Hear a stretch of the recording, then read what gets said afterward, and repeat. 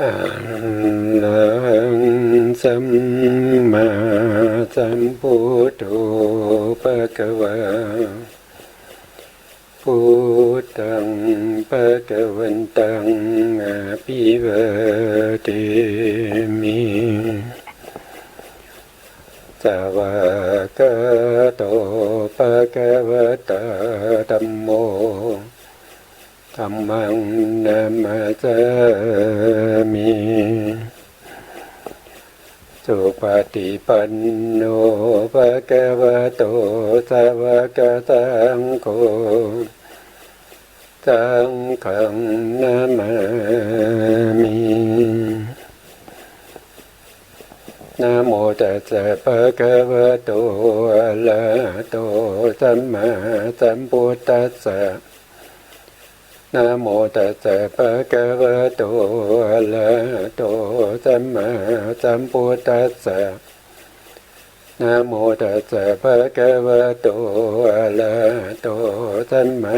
สัมพุทธัสสะสัมมาสัมพุทธมัตโตลังสัสสะธัมมกานุตมังอาภิวาทิยาปาติสังอาภิธรรมตาสังฆังตถาวุตาภิธรรมัตถาจตุทาปรมัตถาโตจิตตังเจตสิกังโลปังนิพพานามิติสัพพะธัมก็แก่นมัสการพระมหาเถระพระสังฆาธิการพระเถรานุเถระและขอสวัสดีท่านผู้ฟังและผู้ชมทุกท่านที่ติดตามในรายการพระไตรปิฎกลอยฟ้าในเนื้อหาของพระอภิธรรมครั้งนี้ก็เป็นครั้งที่73ในปฏิเฉดที่7ในสมุจจยสังคหะอกุศลนะครับซึ่งอยู่ในเรื่องของอกุศลกองที่7นะอกุศลมีอยู่9กองนะครับแต่เราอยู่ในกองที่7ที่ชื่อว่าอนุสัยมีอยู่7อย่างนะครับมีอยู่7อย่าง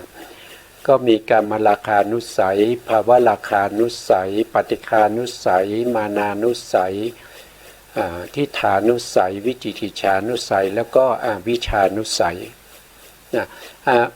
อนุสัยนี้เป็นสภาวธรรมที่นอนเนื่อง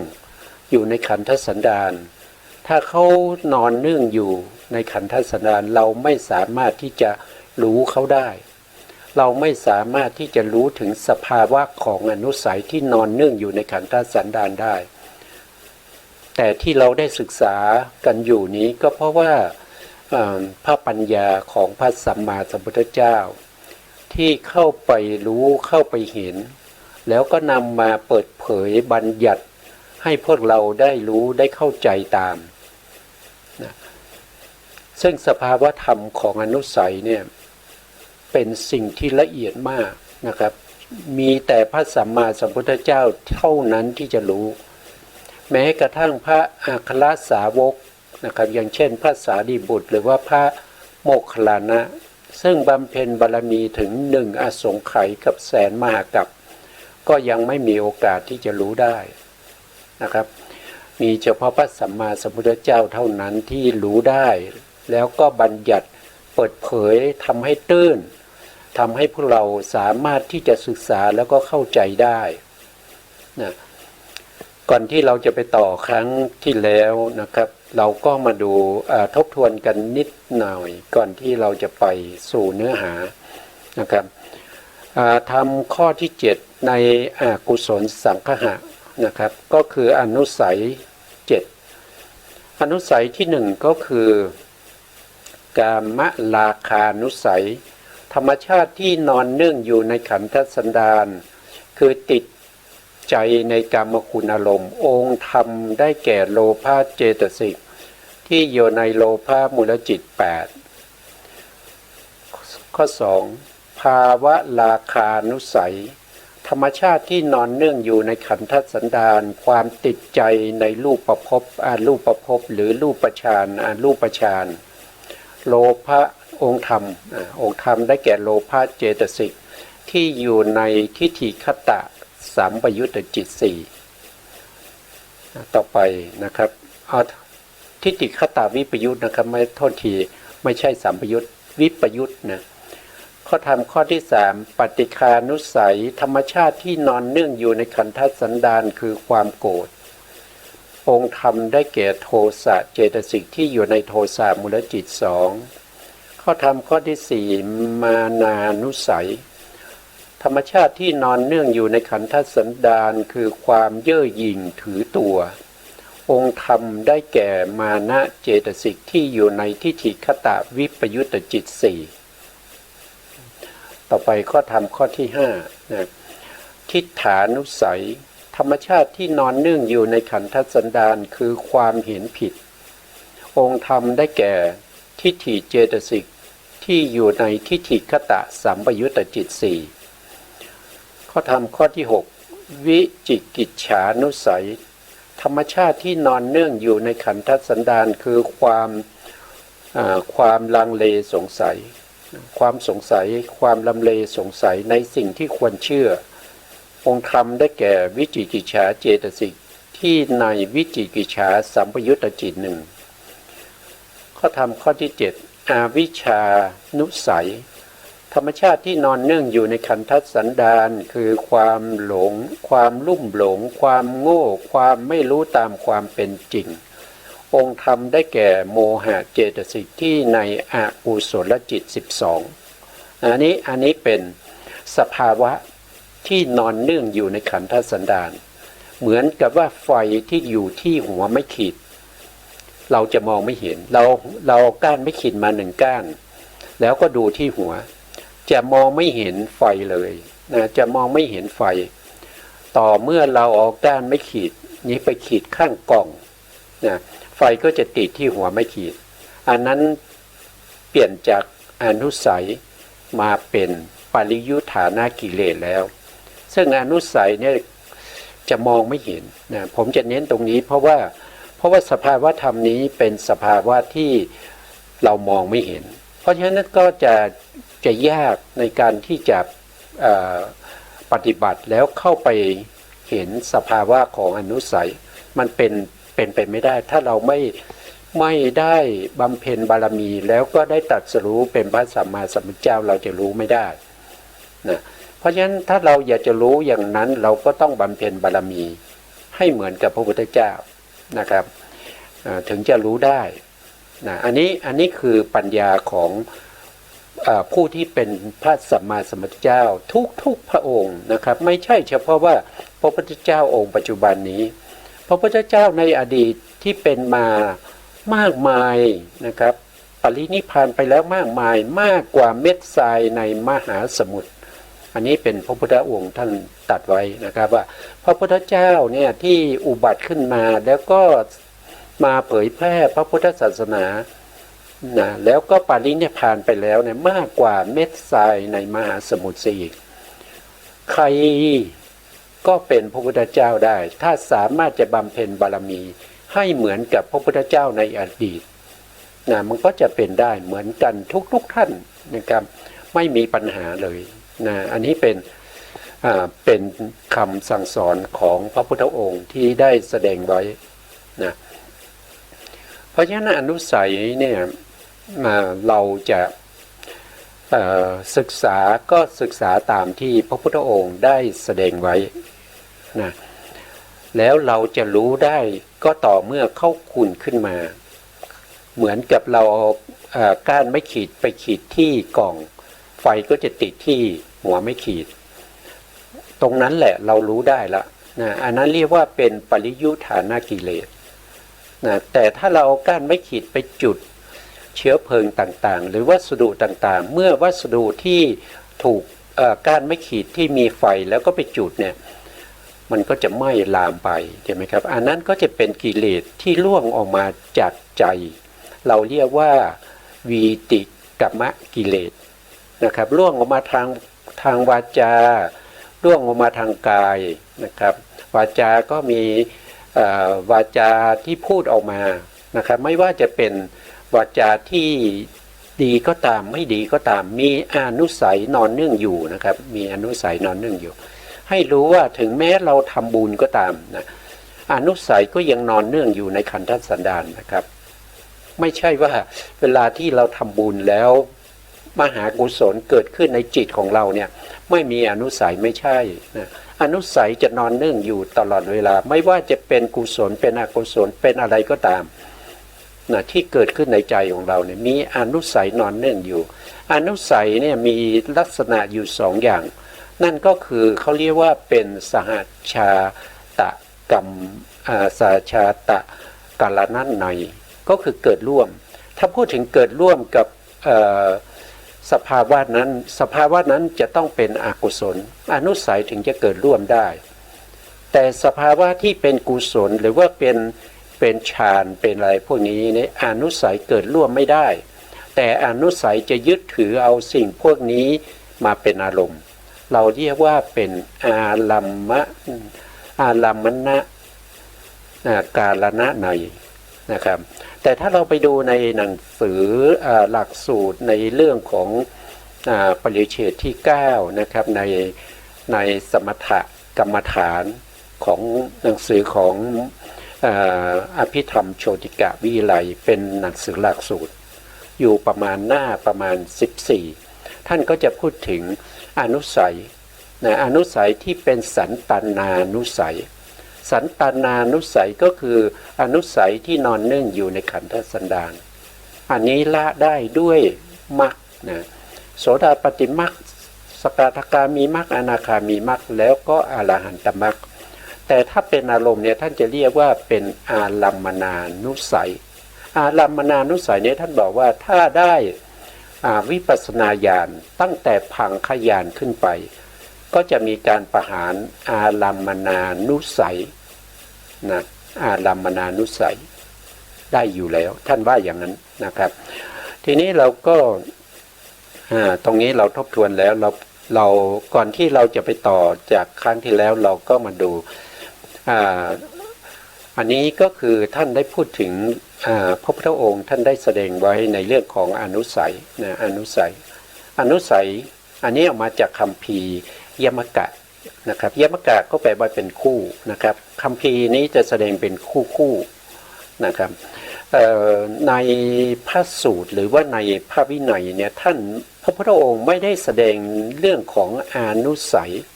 นะครับเรื่องของอนุสัยเอาไว้นะครับเพราะฉะนั้นเราก็ไปหาก็จะไม่เจอ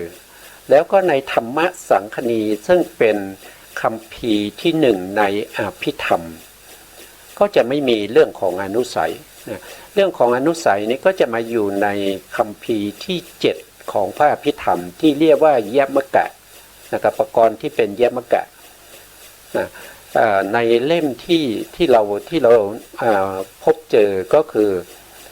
ในอภิธรรมปิฎกนะครับแยมกะเล่มที่5ภาคที่1ตอนที่2ในหน้าที่1อันนี้คือเป็นอรรถกถาพระไตรปิฎกชุด91เล่มของอะไรของมหามกุฏนะครับมหามกุฏราชวิไลนะครับก็จะอยู่ก็เราก็มาดูนะครับครั้งที่แล้วก็เราก็ดูไปครั้งหนึ่งนะครับว่าอันนี้ก็คือพระพุทธองค์ทรงแสดงถึงชื่อของอนุสัยมีจำนวนเท่าไหร่แล้วก็มีอยู่จำนวน7ก็คือการมราคานุสัยนะครับ2คือปฏิฆานุสัยแต่การเรียงเรื่องของอนุสัยจะแตกต่างไปจากที่เราศึกษาในคัมภีร์ของอภิธรรมมัทธสังคหะซึ่งเป็นคัมภีร์ที่พระอนุรุทธาจารย์เป็นผู้รจนานะครับเราก็จะเห็นได้ว่า1คือกามราคานุสัยพอมา2เนี่ยเป็นปฏิฆานุสัยแต่เราจะเรียนก็คือภาวะราคานุสัยเนี่ยมาอยู่อันดับที่2นะครับปฏิฆานุสัยก็ไปลำดับที่3ก็ไล่ลงไปอย่างนี้นะแต่พระพุทธองค์ทรงแสดงตามนี้นะครับ1ก็คือกามราคานุสัย2ก็คือปฏิฆานุสัย3ก็คือมานานุสัย 4คือทิฏฐานุสัย5คือวิจิกิจฉานุสัย6คือภาวะราคานุสัย7คืออวิชชานุสัยนะครับอันนี้พระพุทธองค์แสดงไว้แล้วพระพุทธองค์ก็แสดงต่อไปนะครับด้วยการถามนะครับแล้วก็มีคำตอบนะครับมีคำถามแล้วก็มีคำตอบการมาราคานุสัยนอนเนื่องอยู่ณที่ไหนการมาราคานุสัยนอนเนื่องอยู่ณที่นี้นี่ไม่รู้เลยนะครับก็ไม่รู้ว่าไม่สามารถที่จะบอกได้นะเพราะว่า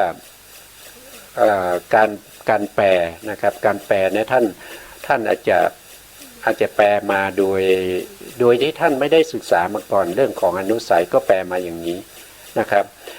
และคืออะไรก็คือเวทนาสองนะเวทนาสองคืออะไรก็คืออะไรก็ต้องไปดูอีกทีใช่ไหมครับแล้วในกรรมธาตุนะกรรมธาตุอย่างเงี้ยนะครับเพราะฉะนั้นถ้าเรามาศึกษาในอัตถกถาของพระไตรปิฎกในยมกะเนี่ยมันก็จะเข้าใจยากอยู่นะครับเข้าใจยากนะครับเพราะฉะนั้นก็มีบุคคลที่ท่านมีความรู้ความเข้าใจในเรื่องของยมกะเนี่ยนะครับท่านก็มาโรจนาแต่งคัมภีร์นะครับแปลภาษาบาลีมาเป็นคัมภีร์อีกนะครับท่านมาจากประเทศพม่านะครับแล้วท่านก็มารวบรวมคัมภีร์นะครับเราก็ไปดูรายละเอียดนะท่านก็มารวบรวมคัมภีร์นะครับเนี่ยนะครับเดิมเนี่ยก็คือพระอาจารย์นะครับพระอาจารย์สัทธรรมโชติกะธรรมจริยะท่านเป็นผู้เรียบเรียงยมกะคัมภีร์นะครับตั้งแต่ยมกะที่1ไปจนถึงยมกะที่5นะครับพระอาจารย์โชธรรมจริยะนะครับเป็นผู้เรียบเรียงเอาไว้เป็นภาษาไทยนะครับศึกษาจากตรงนั้นจะง่ายกว่าแล้วก็เข้าใจได้ดีกว่านะอันนี้ก็เป็นผู้ที่วางหลักสูตรในเรื่องของการศึกษาพระอภิธรรมในประเทศไทยนะครับเราได้ศึกษาพระอภิธรรมแล้วก็เกิดความรู้ความเข้าใจทุกวันนี้ก็เพราะว่าด้วยความเมตตาจากพระอาจารย์สัทธรรมโชติกะธรรมจริยะผู้นี้นะครับเป็นหลักสูตรของอชวก็คือเป็นส่วนหนึ่งของมหาวิทยาลัยมหาจุฬาลงกรณราชวิทยาลัยอชวแปลว่าถ้าเต็มเนี่ยนะก็จะเรียกว่าอภิธรรมโชติกะวิทยาลัยนะครับสำนักงานก็ตั้งอยู่ที่วัดมหาธาตุนะครับท่าพระจันทร์นะกรุงเทพมหานครนะอันนี้ท่านเป็นผู้รจนาทำหลักสูตรเอาไว้ให้เราเรียนตั้งแต่จุลตรีไปจนถึงมหาเอกนะครับหลักสูตรก็จะมีนะครับอันนี้คือหนังสือที่ท่านรจนาไว้เป็นหลักสูตรนะเป็นหลักสูตรนะเป็นหลักสูตรนะครับส่วน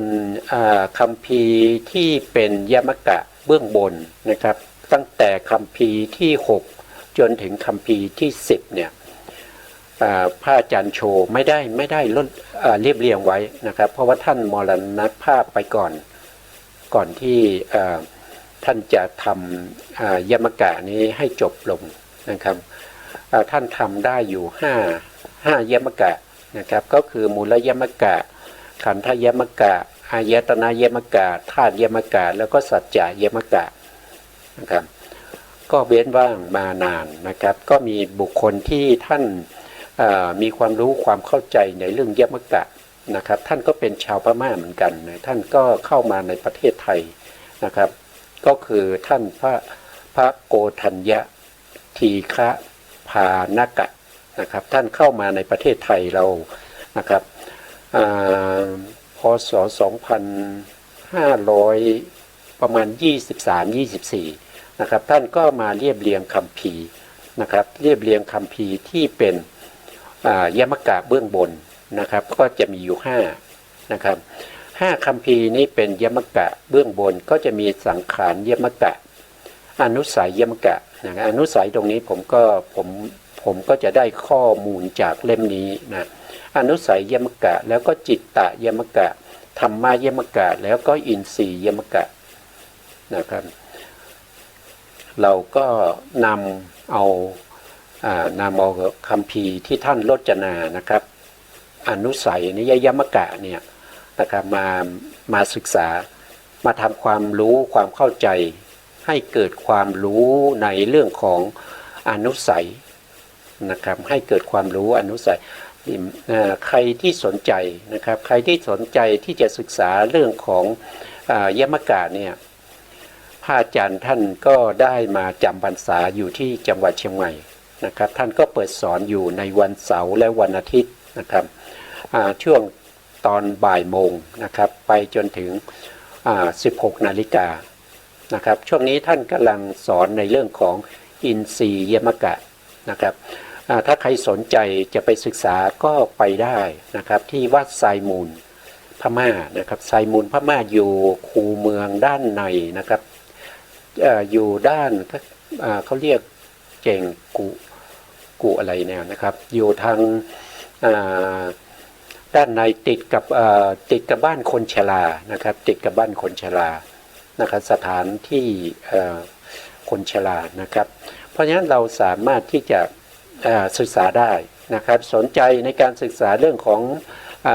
คัมภีร์อภิธรรมหรือว่าสนใจในเรื่องของภาษาบาลีท่านก็สอนได้นะท่านก็ยังสอนอยู่นะครับช่วงนี้ก็ไปติดต่อกับท่านได้นะทีนี้เราก็ต่อไปเราก็มาพูดถึงเนื้อหาของเราต่อไปนะครับเนื้อหาของเราก็จะอันนี้ก็เข้าสู่เนื้อหานะเนื้อหานี้เป็นเนื้อหาที่ผมนำมาจากคัมภีร์ของพระอาจารย์โกฏัญญะนะครับที่ท่านได้เรียบเรียงไว้นะครับรจนาไว้นะกามราคานุสัยกามราคานุสัยหนึ่งก็คือท่านก็จะถามเป็นภาษาบาลีนะครับกัตถะนะครับกัตถะกามาราคานุสโยอนุเสติถ้าแปลเป็นภาษาไทยก็จะเป็นกามราคานุสัยนอนเนื่องอยู่นอนเนื่องในฐานะภูมิไหนนะฐานะภูมิไหนนะ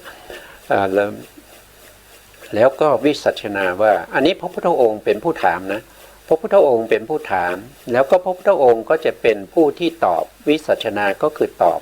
นะครับแต่พระอาจารย์โชท่านได้แปลมาเท่านั้นนะไม่ใช่ท่านรจนานะครับท่านแปลนะครับแปลให้เกิดความรู้ความเข้าใจสามารถที่จะมีองค์ธรรมไปครอบงำบัญญัติที่เรากำลังพูดถึงอยู่มีองค์ธรรมมีสภาวธรรมนะครับไม่เหมือนกับที่เราดูในอรรถกถาของพระไตรปิฎกที่ผมเปิดให้ดูนะครับตรงนี้นะครับตรงนี้ที่มาจากคัมภีร์ยมกะนะครับตรงนี้เราดูแล้วมันจะไม่มีองค์ธรรมไม่มีอะไรก็คือเขาแปลคล้ายๆว่าแปลประเภทยกศัพท์มานะครับยกศัพท์มาเพราะฉะนั้นเราจะอ่านยากนะครับจะเข้าใจยากเพราะฉะนั้นเราก็ต้องไปดูตรงนี้ก่อนที่เราจะเข้าไปอ่านเข้าไปศึกษาในอรรถกถาของพระไตรปิฎกนะครับก็ถ้าเรามีความรู้มีพื้นฐานเราก็สามารถที่จะศึกษาได้นะครับสำหรับผู้ที่ไม่มีความรู้และก็ไม่มีความเข้าใจอย่าเพิ่งไปเปิดพระไตรปิฎกถ้าไปเปิดแล้วเนี่ยจะเกิดความท้อเกิดความเบื่อหน่ายนะครับให้มาศึกษาตรงนี้ก่อนนะครับศึกษา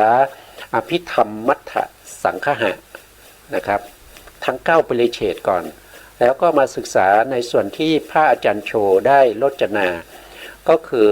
ในเรื่องของธาตุกถานะครับในเรื่องของยมกะตั้งแต่ยมกะที่1จนถึงยมกะที่5นะครับแล้วก็เรื่องของมหาปฐานนะครับพวกนี้ถ้าเราศึกษาแล้วเราสามารถที่จะไปอ่านพระไตรปิฎกได้เลยเข้าใจได้เลยสามารถที่จะมองเห็นองค์ธรรมสภาวธรรมได้อย่างชัดเจนนะได้อย่างชัดเจนเพราะว่าการที่เราพูดอะไรออกไปเนี่ยต้องมีองค์ธรรมมารองรับนะในอภิธรรมต้องมีองค์ธรรมมารองรับถ้าไม่มีองค์ธรรมมารองรับเนี่ยมันจะมองไม่เห็นสภาวธรรมเมื่อไม่เห็นสภาวธรรมเราก็จะพูดไปตามที่เราเข้าใจเมื่อเราพูดไปเรื่อยๆ เราไม่ยึดสภาวธรรมที่เป็นองค์ธรรมเนี่ยเราก็จะพูดผิดบางครั้งเราจะพูดเป็นเรากำลังพูดเรื่องของอกุศลพูดไปพูดมากลายเป็นกุศลได้นะครับซึ่งมันพูดผิดปัจจุบันก็มีเยอะนะครับผู้ที่พูดอย่างนี้นะครับที่ไม่ได้ศึกษาในเรื่องขององค์ธรรมนะครับองค์ธรรมของสภาวธรรมทั้งหลายพูดกุศลก็เป็นอกุศลไปพูดอกุศลก็เป็นกุศลไปพูดเรื่องของพยากตะธรรมก็จะกลายเป็นกุศลหรืออกุศลไปได้นะเพราะฉะนั้นการที่เราจะไม่พูดให้ผิดไปจากเจตนารมณ์ของพระพุทธองค์ที่ได้แสดงไว้แล้วเราจะพูดโดยการไม่กล่าวจ้วงจาบหรือว่าไม่กล่าวเพื่อทำให้พระธรรมคำสั่งสอนของพระสัมมาสัมพุทธเจ้าเนี่ยเกิดอันตรธานเลือนหายไปเหลือแต่คัมภีร์ที่เป็นของเขาเรียกว่าเป็นของบุคคลที่มีวาทะนะครับเป็นบุคคลรุ่นหลังเป็นบุคคลที่พูดเป็นกาบเป็นกรนะครับก็จะเหลือแต่อย่างนั้นนั่นแสดงว่าคัมภีร์ของพระพุทธองค์นะครับได้เลือนหายไปแล้วไม่มีผู้รู้แล้วไม่มีผู้เข้าใจแล้วถ้าเป็นอย่างนั้นเนี่ยก็ถือว่าพระพุทธศาสนาจะเสื่อมสิ้นไปนะครับที่ไหนที่พูดถึงพระธรรมของพระพุทธเจ้าแล้วไม่มีสภาวธรรมไม่มีองค์ธรรมรองรับนะครับไม่อ้างอิงพระวินัยพระสูตรพระพิธรรมที่นั้นถือว่าเป็นคำพูดที่ไม่เป็นไปตามพระธรรมคำสั่งสอนของพระพุทธเจ้านั่นก็แสดงว่าพระธรรมคำสั่งสอนของพระพุทธเจ้าได้เสื่อมไปแล้วได้หายไปแล้วนะครับโดยเอาคำพูดที่สละสลวยนะครับที่เป็นกาบเป็นกรมาพูดแทนนั่นไม่ใช่คำสั่งสอนของพระสัมมาสัมพุทธเจ้าคำสั่งสอนของพระสัมมาสัมพุทธเจ้าจะต้องมีทุกธรรมขันธ์จะต้องมีเรื่องของอริยสัจสี่นะครับมีการเกิดแก่เจ็บตายซ่อนอยู่ในแต่ละพระธรรมขันธ์เพราะฉะนั้นแต่ละพระธรรมขันธ์เนี่ยมันจะต้องมีการมีอริยสัจอยู่ในนั้นด้วยอันนี้ก็พูดถึงว่าถ้าเราไม่พูดตามที่พระพุทธองค์แสดงไว้เนี่ยเราจะมีโทษนะครับการแสดงธรรมที่ไม่แสดงตามที่พระพุทธองค์แสดงโดยการคล้ายๆว่าเพิ่มเติมแต่งเติมลบออกมันจะเป็นเรื่องที่มีโทษนะครับมีโทษเพราะฉะนั้นเราก็จะยึดพระไตรปิฎกเป็นหลักในการที่จะศึกษาในการที่จะทำความเข้าใจนะครับดีกว่าที่เราไปจดจำเอาโวหารของชาวโลกในปัจจุบันนะครับของพวกกวีทั้งหลายที่แต่งขึ้นเป็นอะไรเป็นประเภทที่เป็นอะไรผมนะก็อย่างนั้นเนี่ยเป็นการศึกษาทางโลกนะครับการศึกษาทางโลกก็ศึกษาไปไม่มีใครว่านะครับแต่อย่าอ้างว่าเป็นคำสั่งสอนของพระสัมมาสัมพุทธเจ้าเมื่ออ้างว่าเป็นคำสั่งสอนของพระสัมมาสัมพุทธเจ้าเนี่ยเรามีโทษนะครับเพราะว่าเราเก่าตู่คำสอนของพระพุทธองค์พระพุทธองค์ไม่ได้พูดแต่เราบอกว่าพูดพระพุทธองค์พูดไว้เราบอกว่าไม่ได้พูดอย่างเงี้ยมันมีโทษนะครับมีโทษในพระสูตรมีมากนะครับมีหลายเรื่องหลายราวที่เกี่ยวกับผู้ที่มีอันนี้เขาพูดถึงบุคคลที่ทรงพระไตรปิฎกแต่ว่าเมื่อพบอยู่ไปนานๆเนี่ยก็ถูกลาภสักการะเนี่ยมามอมเมานะครับก็เลยโกหกไปตามที่ตัวต้องการให้ได้มาซึ่งลาภสักการะนะครับอันนี้มีหลายเรื่องนะครับแล้วก็ตายจากภพภูมินั้นก็ไปตกนรกนะจากนรกก็มาเกิดเป็นเดรัจฉานจากเดรัจฉานก็กลับไปสู่นรกอีก มันก็จะเป็นวนเวียนอยู่อย่างนี้มีโทษนะครับการที่เราเอาคำสอนไหนก็ไม่รู้นะครับมาปะปนเข้ามาในคำสอนของพระพุทธเจ้าทำให้คำสอนของพระพุทธเจ้าเนี่ยเสื่อมไปอันตรธานหายไปอย่างนี้ไม่ควรนะครับเพราะฉะนั้นผมก็พยายามที่จะทำในสิ่งที่เป็นการจำลองไว้ซึ่งพระพุทธศาสนาเพราะว่าพระพุทธศาสนาอายุของพระพุทธศาสนาอยู่ที่ปริยัตินะครับอยู่ที่ปริยัติตราบใดที่ยังมีปริยัติมีคำสอนของพระพุทธเจ้าอยู่มีผู้รู้อยู่นะครับเมื่อนั้นพระพุทธศาสนาก็ยังอยู่แต่วันไหนนะครับคำสั่งสอนของพระพุทธเจ้ายังมีอยู่แต่ไม่มีผู้รู้ไม่มีใครนำไปใช้ไม่มีใครนำไปสั่งสอนนะครับอันนั้นถือว่าพระพุทธศาสนาเสื่อมไปแล้วนะครับเสื่อมไปแล้วถึงแม้ว่าเราจะมีพระไตรปิฎกอยู่ในตู้แต่ไม่มีใครรู้เลยนะทุกคนก็มากราบมาไหว้ก็ได้บุญนะครับกราบไหว้พระธรรมเนี่ยก็ได้บุญแต่ว่ามันไม่เกิดปัญญาไม่เกิดปัญญาในการที่จะศึกษานะครับก็ไม่นำไปสู่ความรู้ความเข้าใจไม่นำไปสู่การประพฤติปฏิบัติให้ตรงที่พระพุทธองค์แสดงไว้อันนี้เราก็เพราะว่ามันพระพุทธศาสนาก็อายุล่วงมามากกว่า 2,500 ปีแล้วกึ่งพุทธกาลไปแล้วนะครับเพราะฉะนั้นก็มีเป็นธรรมดานะครับเพื่อเราเข้าสู่เนื้อหาเลยนะครับก็พูดไปพูดมาก็มันก็มีหลายเรื่องที่จะพูดนะครับก็เอาไว้พูดวันอื่นบ้างนะครับวันนี้เราก็มาสู่เนื้อหานะครับว่าการมราคานุสัยในนอนเนื่องอยู่ในฐานะภูมิไหนท่านก็วิสัชนาว่าการมธาตุทวีสุเวทนาสุเอตถะนะครับเอตถะกามาราคานุสโยอนุเสติแปลเป็นภาษาไทยมาก็จะได้ว่าในกามธาตุคือนะครับกามภูมินี่เรารู้ละกามภูมิก็มีเท่าไหร่กามภูมิก็มีอยู่11ก็มีตั้งแต่อบาย4ใช่ไหมอบาย4มนุษย์1มนุษย์1ก็เป็น5เทวดาอีก6นะครับเทวดาอีก6บวกเข้ามา5ก็บวก6ก็จะเป็น11เรียกว่าเป็นกามภูมิกามภูมิก็ดีนะครับเวทนา2คือเนี่ยกามสุขเวทนา19กามแล้วก็กามอุเบกขา32ก็ดีกามราคานุสัยนอนเนื่องอยู่ในกามธาตุเวทนา2นี้นะเราเข้าใจละนะครับอยู่ในกามภูมิแล้วก็อยู่ในเวทนา2ด้วยเวทนา2นั้นคืออะไรก็คือกามสุขเวทนา19แล้วก็อุเบกขาเวทนา32อันนี้เคยพูดไปครั้งหนึ่งนะครับไม่ครั้งที่แล้วหรือเปล่าไม่รู้นะครับเพราะฉะนั้นเราก็พูดแค่นี้ผ่านไปนะครับต่อไปในข้อที่2นะครับก็เป็นปฏิฆานุสัยปฏิฆานุสัยก็คือกัตถะนะครับปฏิฆานุสโยอนุเสติปฏิฆานุสัยนอนเนื่องอยู่ในฐานะภูมิไหนวิสัชนาทุกขายะเวทนายะเอตถะปฏิฆานุสโยอนุเสติในทุกขเวทนา3ปฏิฆานุสัยนอนเนื่องอยู่ในทุกขเวทนานี้นะอันนี้ยังไม่ได้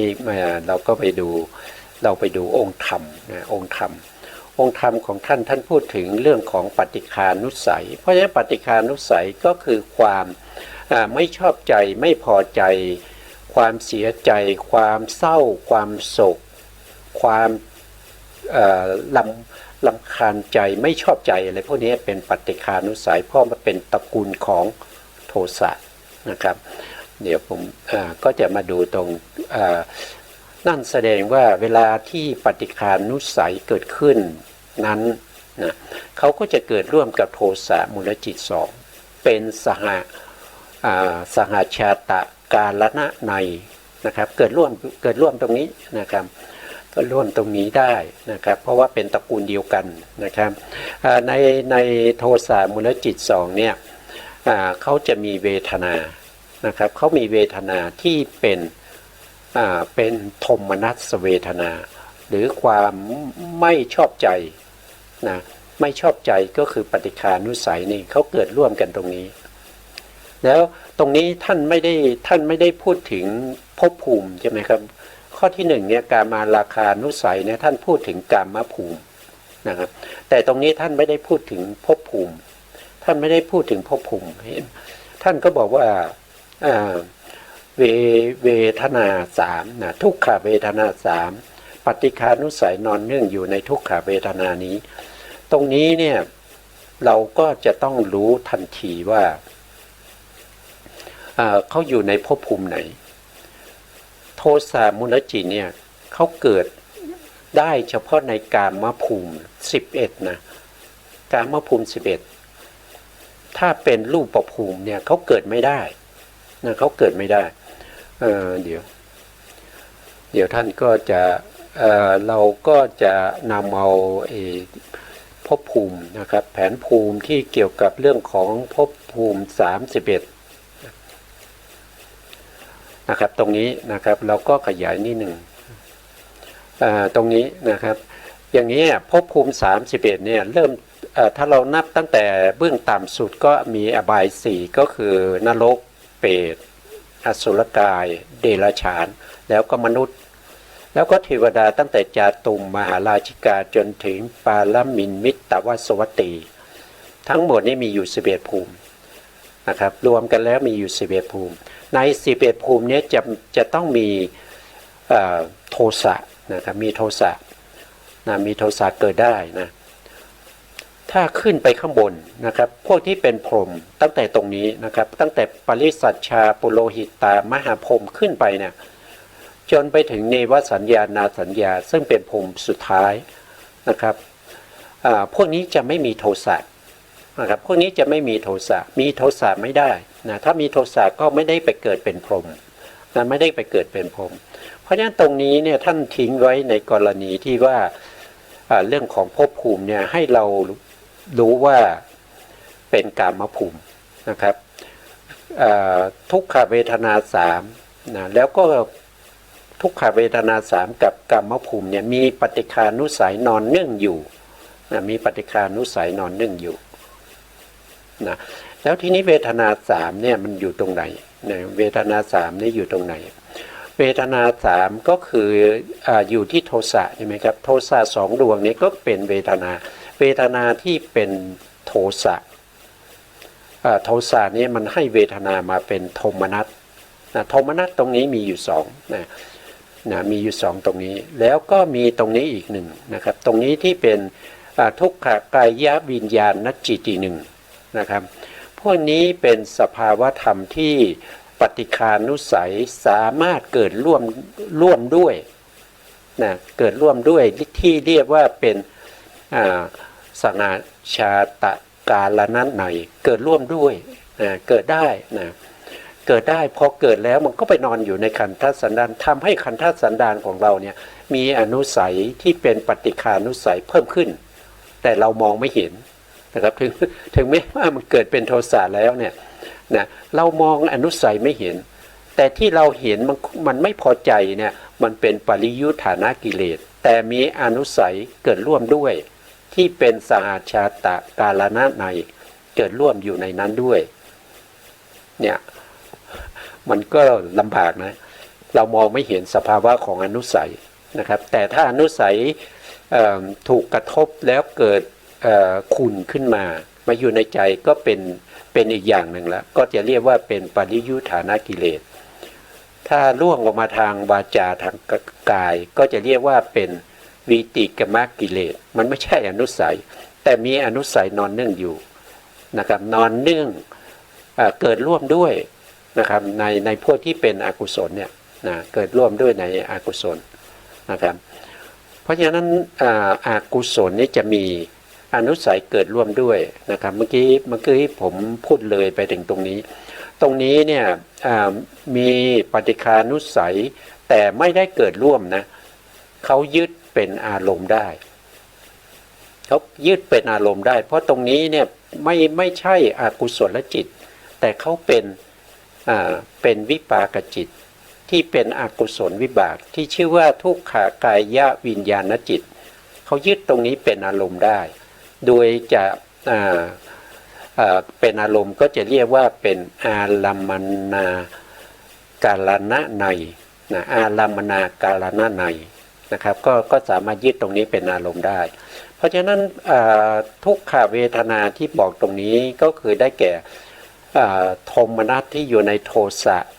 สองดวงนะตรงนี้ได้สองนะแล้วก็ทุกขกายวิญญาณจิตตรงนี้เป็นทุกกายอีกหนึ่งรวมแล้วก็เป็นทุกขเวทนาสามปฏิฆานุสัยนอนนึ่งอยู่นะครับปฏิฆานุสัยนอนนึ่งอยู่นะครับอันนี้ก็ผ่านไปนะครับไม่มีอะไรมากเพราะมีจิตแค่สามดวงเองนะครับต่อมานะครับข้อที่สามนะครับก็เป็นมานานุสัยมานานุสัยนะครับแต่ถ้าเราดูในหลักสูตรที่เราศึกษาตรงนี้ข้อที่สามเนี่ยจะเป็นข้อที่สองนะครับโทษทีข้อที่สองเมื่อตะกี้นะครับเมื่อตะกี้เนี่ยเป็นปฏิฆานุสัยใช่ไหมแต่ถ้าเราไปดูที่เราศึกษาของพระอนุรุทธาจารย์เนี่ยข้อที่สองท่านเป็นกามาราคานุสัยนะครับก็กามาราคาภาวะราคานุสัยโทษทีภาวะราคานุสัยผมพูดผิด ต้องขอโทษด้วยนะครับการภาวะราคานุสัยก็เป็นข้อที่สองในหลักสูตรของอชวก็จะเป็นอย่างนั้นนะครับแต่ถ้าในที่พระพุทธองค์แสดงเนี่ยในข้อที่สองเนี่ยท่านจะเป็นปฏิฆานุสัยนะครับเป็นปฏิฆานุสัยแต่ภาวะราคานุสัยก็จะไปอยู่ในข้อที่เจ็ดนะครับนะก็มาอยู่ข้างล่างเห็นไหมครับก็มาอยู่ข้างล่างเราก็ยึดเอาตรงนี้นะครับเรายึดเอาตรงนี้นะครับแต่ถามว่าผิดไหมก็ไม่ผิดนะครับก็ไม่ผิดก็สภาวะธรรมเดียวกันเพียงแต่เรียงลำดับไม่เหมือนกันเท่านั้นเองนะเรียงลำดับนี้ไม่เหมือนกันนะครับไม่เหมือนกัน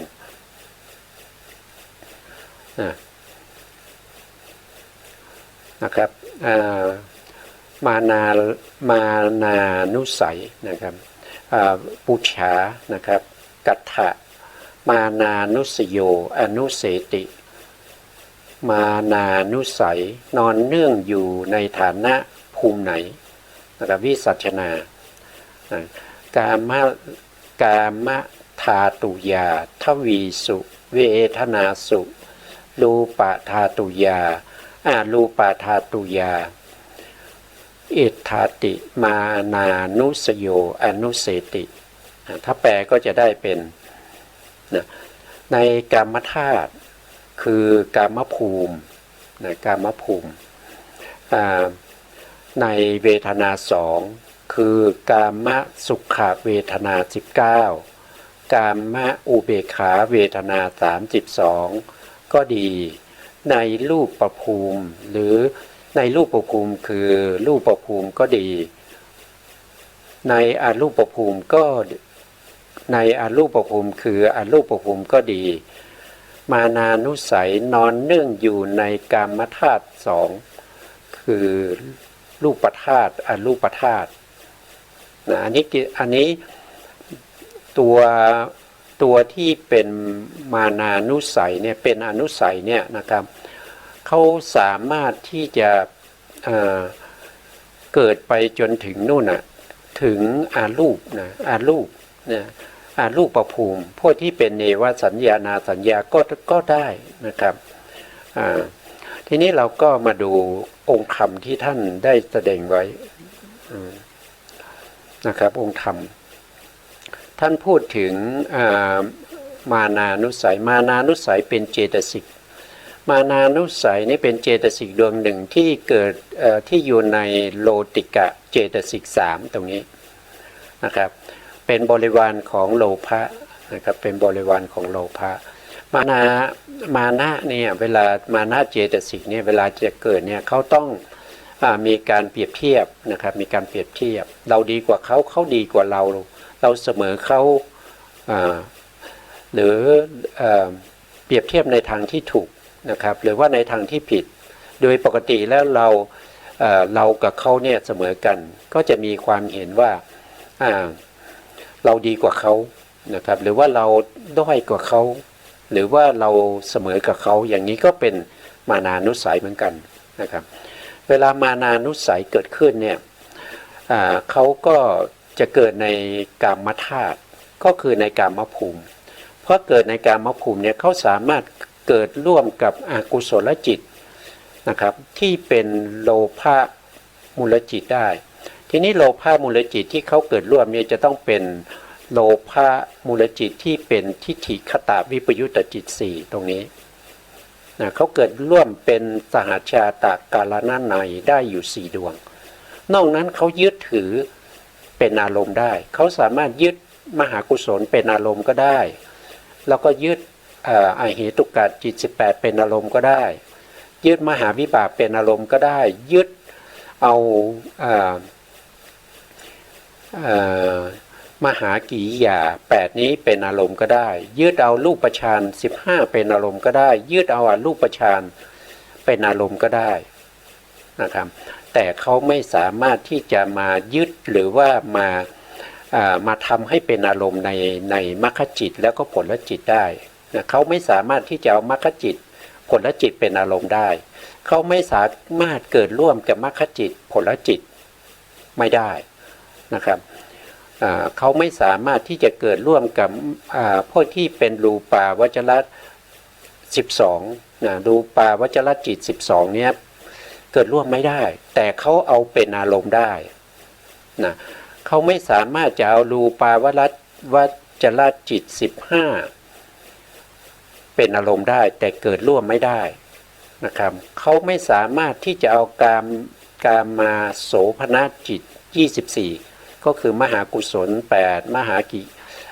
หาวิบาก8มหากิริยา8เนี่ยเอาเป็นอารมณ์ได้แต่เกิดร่วมไม่ได้นะเกิดร่วมไม่ได้นะครับแล้วเข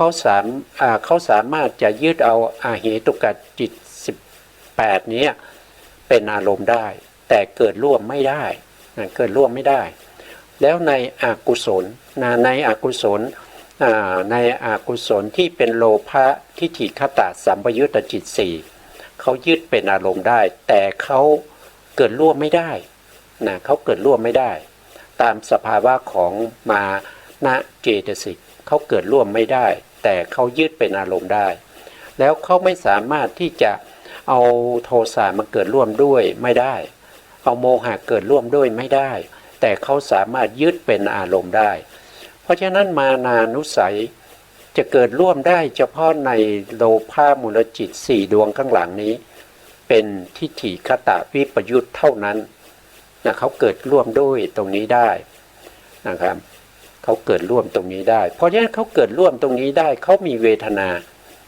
นะเขามีเวทนาที่เกิดร่วมด้วยเนี่ยมีอยู่2เวทนาด้วยกันก็คือโสมนัสเวทนาและก็อุเบกขาเวทนาที่อยู่ตรงนี้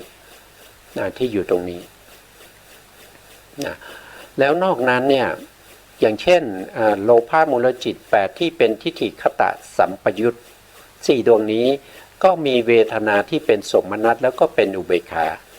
นะครับเวทนา2ตรงนี้นะเวทนา2ตรงนี้นะ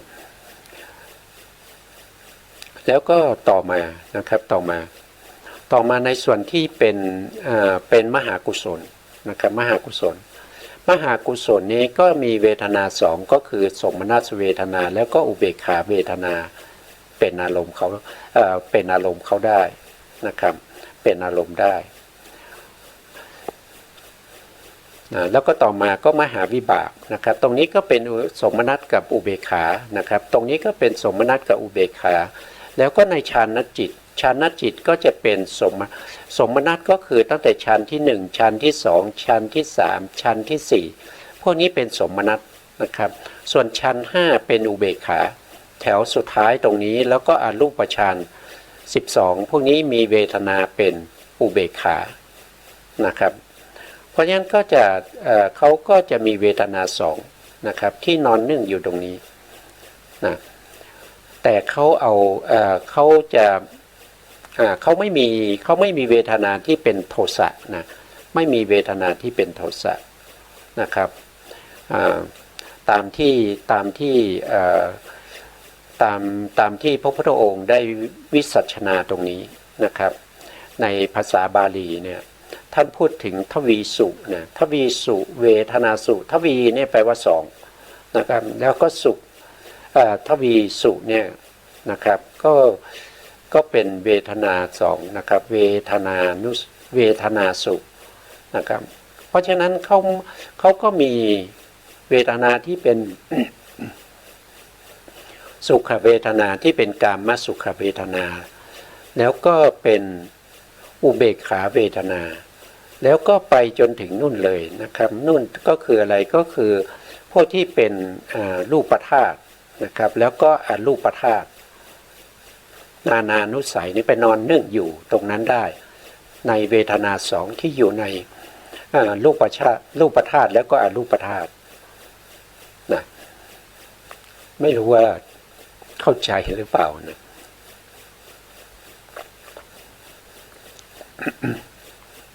ก็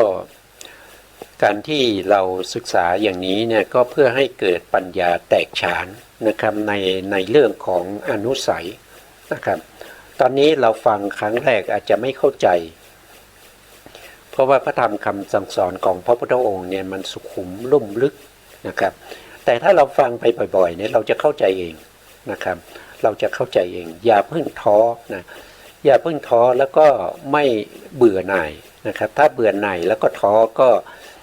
ก็ได้เท่าที่เราฟังแค่นี้ถ้าเราทิ้งนะครับถ้าเราไม่ทิ้งเนี่ยเราจะเข้าใจได้ถ้าฟังบ่อยๆนะครับฟังบ่อยๆจะเข้าใจเองครับต่อมานะครับต่อมาอนุสัยข้อที่4ก็คือทิฏฐานุสัยนะทิฏฐานุสัยพระพุทธองค์ก็ถามนะปุจฉาเพื่อจะตอบเองนะครับไม่ใช่ให้ใครตอบนะครับกัตถะทิฏฐานุสโยอนุเสตินะครับอันนี้ก็แปลออกมาก็คือทิฏฐานุสัยนอนเนื่องอยู่ในฐานะภูมิไหนแล้วก็พระพุทธองค์ก็วิสัชนาเองตอบเองนะครับสัพพะสักกายะทิสักกายะปาลิยาปันเนสุธัมเมสุเอตถะทิฏฐานุสโยอนุเสติแต่เป็นภาษาไทยก็จะได้นี้นะครับในโลกียธรรมที่เข้าอยู่ในสักยะทุกสิ่งทุกอย่างทิฏฐานุสัยนอนเนื่องในธาตุสามธาตุสามนี้ก็คือได้แก่กรรมธาตุ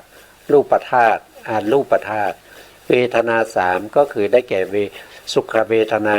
นะครับแล้วก็ทุกขเวทนาอุเบกขาเวทนาทั้งหมดทิฏฐานุสัยเนี่ยกว้างไกลนะครับตั้งแต่กรรมภูมิไปจนถึงอรูปภูมิเวทนาท่านก็ได้ถึง3นะครับ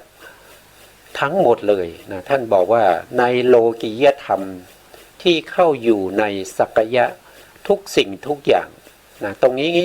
โลกียธรรมนะโลกียธรรมเราก็ไปดูองค์ธรรมที่นี่โลกียธรรมนี่คืออะไรนะโลกียธรรมนะโลกียธรรมเนี่ยถ้าว่าโดยจิตเนี่ยก็คือตั้งแต่อกุศลตรงนี้นะครับตั้งแต่อกุศลที่เป็นโลภะนะครับโลภะมูลจิต8มาจนถึงตรงที่เป็นอรูปฌานทั้ง12เลยพวกนี้จะเรียกว่าเป็นโลกียจิตนะครับก็เป็นโลกียธรรมแล้วก็เจตสิก52ที่เกิดร่วมกับจิตที่เป็นโลกียจิตโทษทีที่เป็นโลกียจิต81เนี่ยนะครับเจตสิก52ที่เกิดร่วมด้วยก็จะเป็นโลกียธรรมแล้วก็รูป28ก็จะเป็นโลกียธรรมนะครับเป็นโลกียธรรมนะเพราะฉะนั้นเราก็เห็นว่านะครับตัวที่เป็นทิฏฐานุสัยเนี่ยถ้าว่าโดยภพภูมิเนี่ยก็เริ่มตั้งแต่นรกนะครับนรกขึ้นไปจนถึงเนวสัญญานาสัญญานะครับมาจนถึงเนวสัญญานาสัญญาได้นะครับแล้วว่าโดยเวทนา เวทนาก็มาหมดเลยมาทั้งเวทนาที่เป็นสุขเป็นทุกข์แล้วก็เป็นอุเบกขาทิฏฐานุสัยนี้นอนเนื่องหมดเลยยกเว้นเฉพาะในส่วนที่เป็นโลกุตระนะครับส่วนที่เป็นโลกุตระธรรมส่วนที่เป็นโลกุตระธรรมก็จะมีอยู่แค่ตรงนี้นะครับแค่ตรงนี้ก็คือหมายถึงมรรคจิตนะมรรคจิตว่าโดยย่อ4หรือว่าโดยพิสดาร20ไม่มีทิฏฐานุสัยนอนเนื่องไม่ว่าจะเป็นสหชาตกาลนาในหรือว่าจะเป็นอารัมมณากาลนาในไม่สามารถที่จะนอนเนื่องในมรรคจิตได้ไม่สามารถที่จะนอนเนื่องในผลจิตได้ผลจิต4ว่าโดยย่อผลจิต20ว่าโดยพิสดารนะทิฏฐานุสัยนอนเนื่องไม่ได้แล้วก็นิพพานีหนึ่งทิฏฐานุสัยก็นอนเนื่องไม่ได้ไม่ว่าจะเป็นอารมณ์หรือว่าจะเกิดร่วมไม่ได้เลยนะครับถ้ามรรคจิตเกิดนะครับทิฏฐานุสัยก็จะถูกประหารตามสมควรแก่มรรคนั้นโดยความเป็นสมุเฉทก็คือไม่เกิดอีกนะครับ